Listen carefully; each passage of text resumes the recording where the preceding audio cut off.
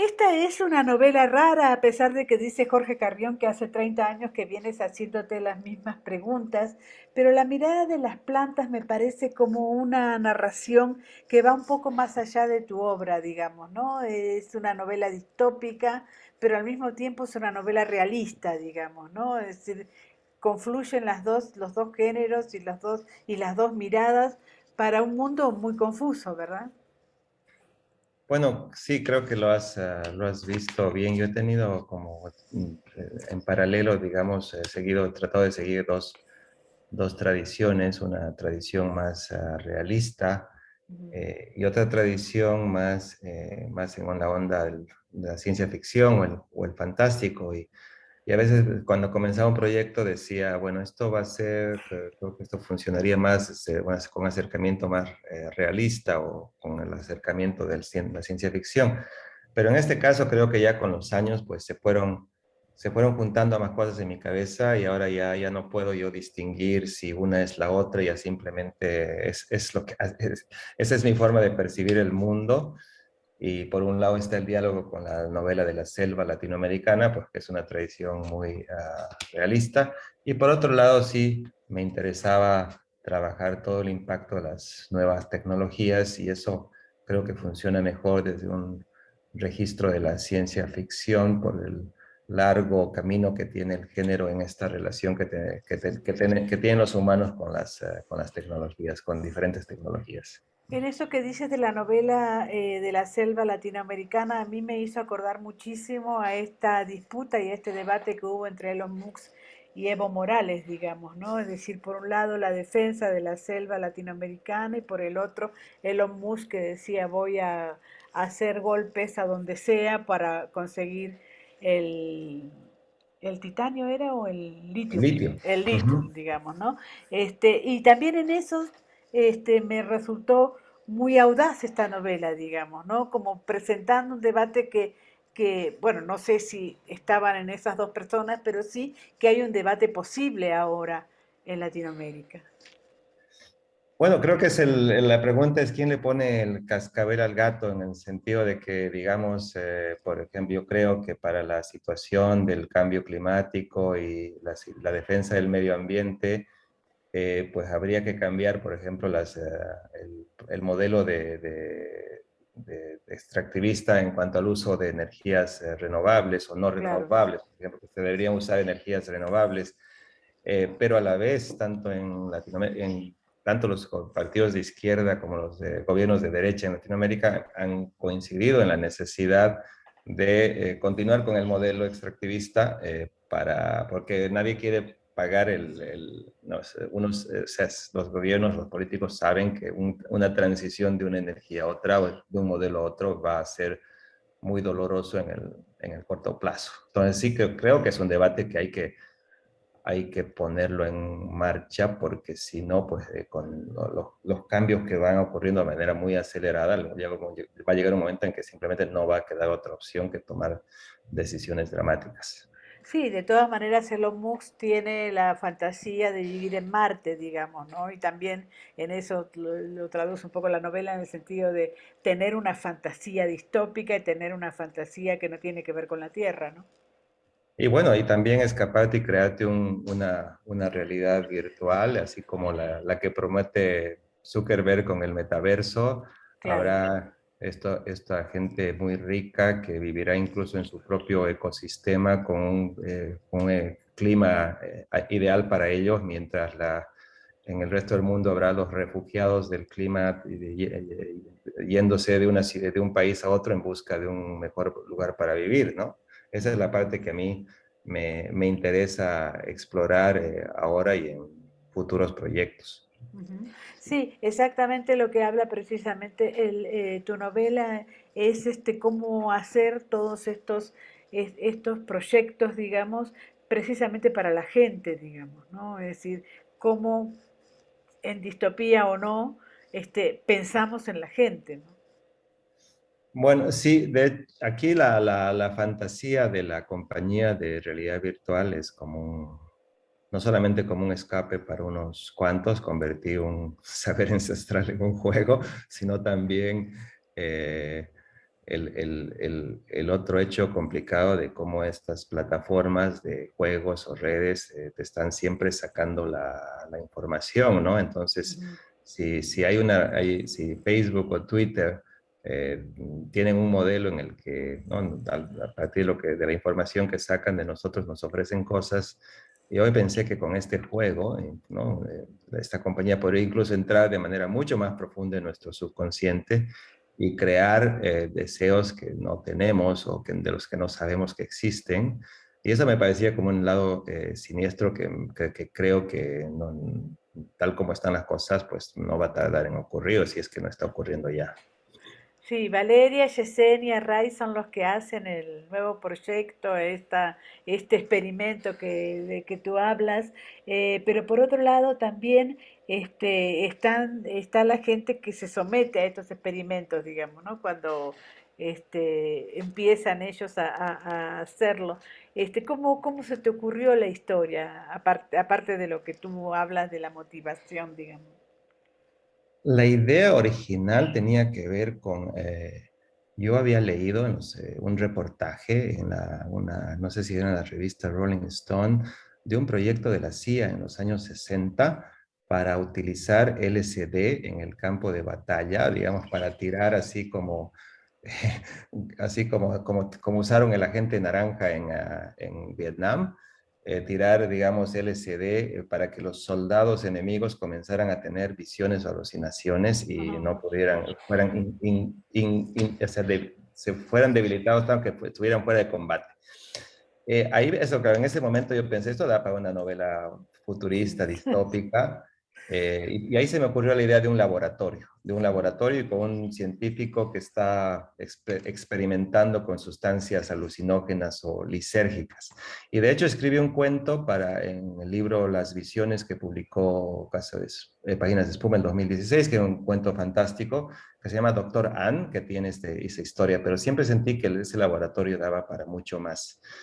Y el pequeño Big Bang ocurrió cuando un día, después de estar ahí visitando a unos amigos en la selva, en la frontera entre Bolivia y Brasil, dije, estaba tan fascinado por este paisaje de la selva y decía, quería ambientar una novela ahí. No sabía ni siquiera, en ese momento, ni siquiera qué historia podía ambientar ahí, pero por lo que estaba viendo, decía, aquí hay una novela. Y ahí fue que un rato se me ocurrió juntar los dos proyectos. Y dije, pues ese laboratorio futurista en realidad es un laboratorio en el presente, en el medio de la selva. Y Ujú. así surgió la mira de las plantas. Una tarde templada y nubosa, una bandada de pájaros negros en el cielo, los voluntarios prueban la nueva versión. En el recinto donde Valeria y Yesenia les dan las dosis, ellos en fila, tensos y curiosos, arrancando aplausos del suelo con sus chinelas. Aymara mira a Ray como si no lo conociera. Eso le duele a él más que si hubiera armado un alboroto y se acerca a susurrarle unas disculpas. Ella le da la espalda. Es increíble la conjunción de las dos culturas y esta cosa que pasa en un ambiente como la selva, digamos, ¿no? Me emocionó mucho esos capítulos. Oye, te agradezco. Bueno, al comienzo me parecía como, no sé, cuando contaba este proyecto a amigos me decían que sonaba muy incongruente. Decía, ¿quieres hacer una cosa cyberpunk en la selva? Esto es un paisaje más para una novela urbana. Yo decía, pero es que Pero claro que no, eso ya se ha hecho mucho. A mí el claro. desafío, cuando pensé en si voy a meterme a esta tradición de la novela de la selva, yo decía, ¿cómo le puedo dar una vuelta de tuerca a un género que está ya tan consolidado en nuestro imaginario? Y ahí fue que dije, claro, si le meto digamos, le meto con y la intuición que yo tengo es que ahora todo lo que hacemos está mediado por la tecnología, y si está mediado en la ciudad, pues dije, tiene que estar mediado en la selva también. Entonces, a partir de ahí fue que se me fue ocurriendo esta cosa, o sea, obviamente hubo varias versiones para que funcionara esta cosa Claro, que exacto. parecía muy Sí. incongruente. Sí, por otro lado también me parece como algo distópico esta cosa de los ciudadanos ingresando a la selva, digamos. ¿Qué haría yo en la selva? Y si cualquier cosa me produciría miedo, un desastre, bueno, jamás estuve en la selva, no sé, no sé cómo me situaría. Entonces eso también empieza a plantear tu novela, digamos, ¿no? ¿Qué pasaría cuando en realidad la selva es como lo único que nos puede salvar al mundo? Bueno, no al mundo, pero sí a la especie, digamos, ¿no? Bueno, o sea, o sea, para mí el problema con la selva es que es en este momento, por lo menos en el Amazonas, es como el grado cero de la crisis ambiental y si no no, si tú ves los proyectos de deforestación salvaje Claro, de Bolsonaro en el Brasil, sí. pues es una cosa muy preocupante. A mí me fascinó, la primera vez que fui, estuve ahí 2 semanas con amigos. Me encantó tanto que se convirtió en una especie de ritual volver cada año, hasta antes de la pandemia, ¿no? La pandemia cambió los ritmos, cambió las expectativas. Hace 3 años que no visito esta región, pero claro, una vez que te vas adentrando, comienzas a hablar con la gente, te cuentan de, ¿no? Las comunidades indígenas, por ejemplo, cómo sufren ahora con los ríos contaminados, que dicen que el pescado pues ya sabe de otro sabor por la cantidad de mercurio que le han metido las empresas mineras. Claro. Y luego te vas enterando también de la larga historia de esa zona, pues fue la zona también de la explotación del caucho hace un siglo, y eso está en la vorágine. Entonces eso me hizo releer la vorágine y bueno, hay frases de la vorágine que están por ahí salpicadas en la novela, que era como mi propio homenaje a esa gran novela de la explotación del caucho. Van las últimas dos preguntas. Hay algunos libros y bastantes libros, creo yo, que están mirando al sur, digamos, ¿no? Antes en México mirábamos siempre al norte, a lo que era la frontera con Estados Unidos, y ahora hay muchos libros, Honduras, Guatemala con una novela que acaba de ganar un premio.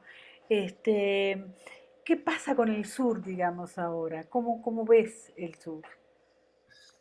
Bueno, creo que estamos atravesando un momento muy complejo y creo que los narradores o los escritores debemos seguir profundizando en la exploración, o sea, de preguntas, de estas preguntas complejas que son necesarias que nos hagamos, porque los desafíos que han producido, por un lado, la pandemia y por otro lado, la desestabilización de los ecosistemas, no son desafíos simplemente para un gobierno que vaya a durar 4 años, ¿no? Son proyectos a largo plazo, pero que, que digamos, nos deben hacer reflexionar acerca de la necesidad de tomar decisiones urgentes y no simplemente postergarlas para ese futuro que nunca llega, ¿no? Y creo que en eso, bueno, la literatura tiene algo que contribuir, no sé si necesariamente nosotros damos respuestas, porque creo que también la literatura no,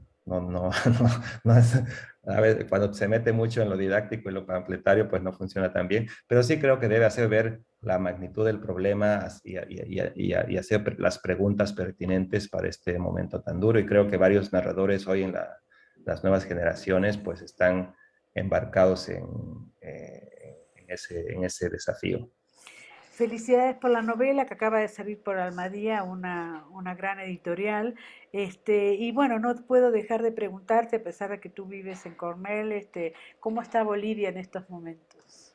Bueno, ahora mismo estoy en Bolivia. ¿Ah, sí? ¿Estás Sí, sí, justamente vine aquí a la Feria del Libro de Santa Cruz, estoy en Ah, Santa Cruz. ajá. Qué lindo Y Santa Cruz. es un momento relativamente tranquilo, a Mm, pesar de digamos, por un lado hay los nubarrones de crisis económica. ujú. eh, Eso y es en por- general, ¿no?